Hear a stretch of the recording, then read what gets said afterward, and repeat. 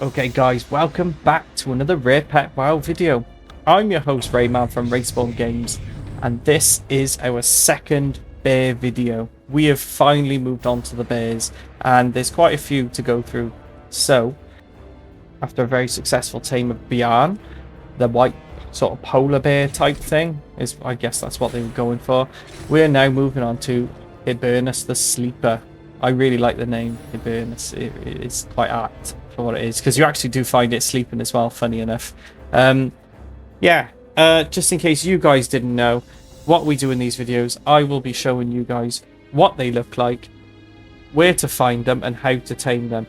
A new addition as well to these videos is that I'm also going to tell you if there are any kind of rare drops and what to look out for when you kill them, if you want to kill them, you absolute savages.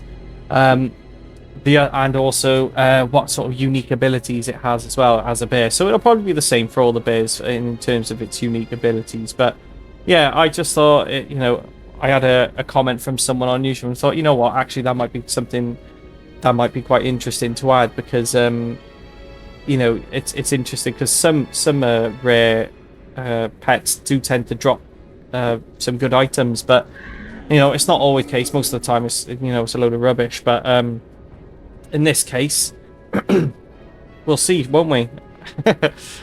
So anyway, guys, let's get on with the video. If you do like this video and you want to see more of it, please give me a like and subscribe, because I really enjoy making these and I really want to keep going with this. Thanks, guys.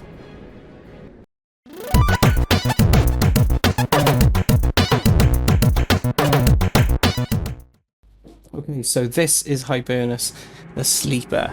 Now, awesome looking design. Straight off the bat, you see like an undead looking bear, and it makes sense because it could be found in the Tristful Glades. And yeah, it's like an undead polar bear, isn't it? So it's like, it could be Bjorn. It could be some lore linked to that. Could be Bjorn. Who knows? Could be. But yeah, awesome design. And there's a couple like it, but obviously not the same color. And then moving on to where it is, I said it was in the Tristful Glades. It's very, very close to where we found Fangor the Bat. So yeah, just sort of east of the Death now, just there, and right next to Undercity as well. So unfortunately, guys, I mean, for me, I had to go to the hinterlands, the Airy Peak in the hinterlands, to get to the closest stable master. But someone did point out that there's one a bit closer, but I'm not sure if it was Horde only. They didn't respond back to me about it, but it doesn't matter all that much. But yeah, you're going to want to head to the hinterlands if you're Alliance, and then you're going to fly to this direction here.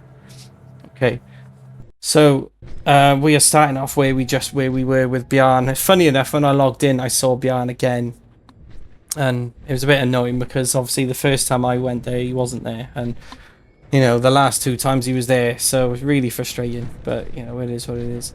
So yeah, we're just gonna fly over there now. I mean, there's no I'm just flying to Karanos first, just to get on the flight master and go from there to the hinterlands then, because to be honest, a lot of these bear videos I think are going to be a bit shorter, because there's no sort of gimmick or anything like that to to get the bears. So they should be fairly straightforward. I know this one's a very easy video, and it's one anyone can do. I mean, you can do any of them anyway if you put the time and effort into them. Like Lord Ajkirai, for example, the Akari was really, really difficult to get to, but it was worth it, obviously, because I really cool design, but you have to go through so much to get to it. And it's the same with Scar from Scar the Cat from the Firelands. There's a whole quest chain you have to go through, and I quite enjoy doing them. But it's nice to have a break every now and again. It's nice to do an easy one like this, because it doesn't, it's not as time consuming, for example. But as promised, guys, I am going to show you a little bit more in this video. So we're now going to look at the Hibernus's drops. So yeah, unfortunately they're not great. See, as you can see, it's a lot of junk there. A lot of you got a training sword there, but that's not great. Not short sword, copper chain vest, not great. Shadow wand, a lot of stuff there that's pretty average, to be honest. And also add the percentages next to them. You also got the abilities there, so we've got Feral Charge and Lacerate as well with this base, so that's pretty cool. And I thought, because this is mainly a flying video, it's literally just me flying there really, so it's pretty straightforward. I don't think you guys are going to want to watch like a whole video with me flying everywhere, but I mean, most of it is going to be flying, unfortunately. It's the only thing I can do. I'm not, you know, you'd want it to be like a 1 minute video. I want to show you the whole sort of flight path, you know. I mean, you guys can probably make you can probably make it out yourselves when you go, you know, when you select the flight master and go to the Western Plaguelands, for example. But I've chosen to go with the Eyrie in the Hinterlands because that's got the closest stable master for me and the, you know, in the Alliance. So yeah, let me know what you guys thought of the you know, the idea of putting, you know, a drop rate, you know, the bear's drop rate, or the, you know, a pet's drop rate, and like its unique abilities. I didn't know what you guys would think of that, because are you that bothered? Are you that interested? If you let me know in the comments, then maybe we can amend that, or we can add more to it. You know, I'm always open to ideas, guys. It's up to you guys if you want to suggest anything to me. You know, I'm still new to this. I've been doing it again since January, but you know, I'm still relatively new because it's still a kind of new channel. I'm not getting, you know, as many comments and things, so I don't get a lot of feedback, but when I do, I've taken it on board, you know. Yeah, so once you're here now, you're going to want to jump down here. Probably would have been easier if I just stayed on got off, yeah, see, I got the flying, mate. And then literally just go straight down. This right by the door there is your closest stable master. Now, for those of you who don't know, the reason I say to go to a stable master first is because you can't tame a new pet if you've got 5 active pets already, because it'll just say there's no space. So what you have to do is stable, so you can you can click on that and it says stable pet, and you just stable that, and you can have up to, like, you know, well, it's a lot. It's like over 100, I think. Or mate, I don't know. It's around that figure, but yeah.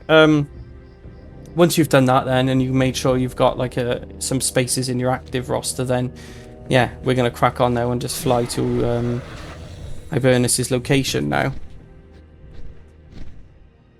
So it's only a short sort of flight over here.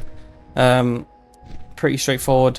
Again, if I talk about my, you know, I don't want to skip everything in the video, so I'll just sort of describe my experiences there.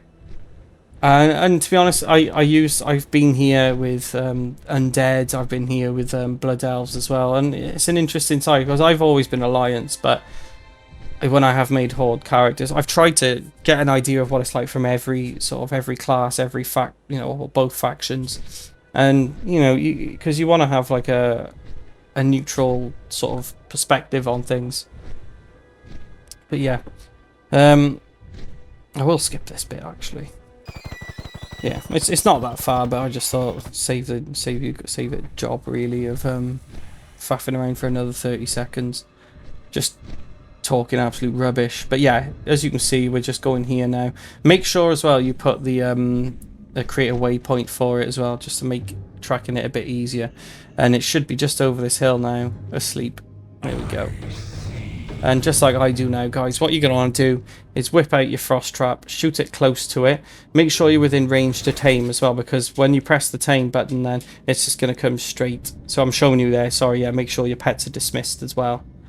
And as soon as you're in range, press the tame button and it'll run straight into the frost trap. But if you notice, it's not... it tried to do the charge on me, but obviously it charged straight into the frost trap. So yeah, got it. There we go, guys. Bear number 2. I'm just going to show you it in action, which is what I would normally do in these videos anyway. So just showing it. I don't know why I decided to do it on the edge of a, you know, a hill.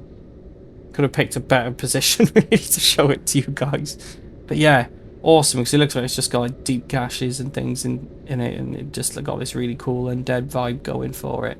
So I'm just going to show you it in action now, like fighting other things.